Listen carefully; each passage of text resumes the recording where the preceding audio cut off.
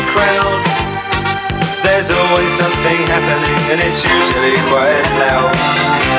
Our mum, she's so house proud. Nothing ever slows her down and a mess is not allowed. Our house.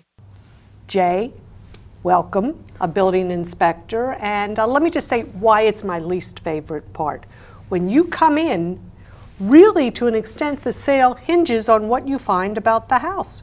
Yes, it does. Typically it does. And I usually categorize them by how many tranquilizers I have to take and my clients have to take during the process. That's fair. That is fair. As the market evolves and changes and moves on, they try to correct those things that may have not gone correct the year before and enhance them and make them better and try to improve the industry. As you know, a mortgage is about profits and about banks, and it's not always about homeowners and homes. Hello, good morning. This is Richard Maybrook, the producer of the Real Estate Forum. Today we're taking the show on the road. We have an inspection for you of a really charming antique home.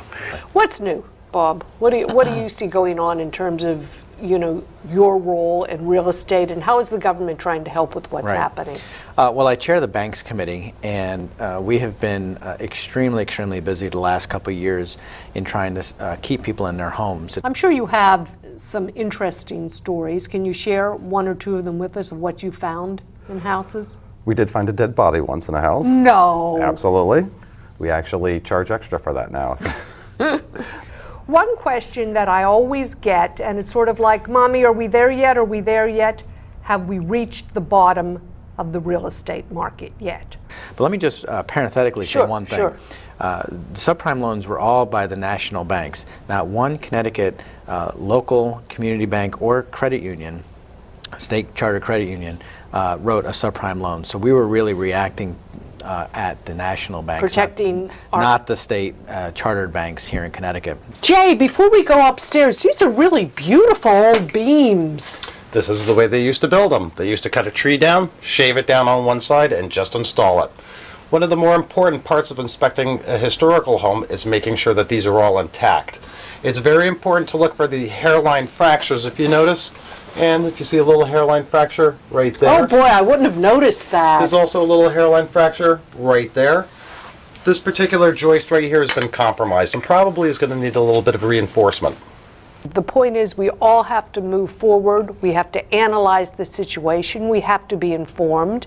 And the consumer has to make educated decisions. Absolutely, and that's why we're here. And that's why we're here. That's why we're here. And I hope that we can impart information, and I encourage people to contact us. When I pull up, I'm looking at the landscape, I'm looking at bushes. Sure, that's the first thing the buyers look at. That's right. And by the way, they're driving by probably when the houses do go on the market to see what they look like from the outside. So that first impression, you never get a second chance. You know, we have a great quality of life here in the state of Connecticut. One of the best assets we have are our people. We have smart people in this state. We need to make sure we continue to focus on that and continue to do that, because that's what makes Connecticut so competitive and so great.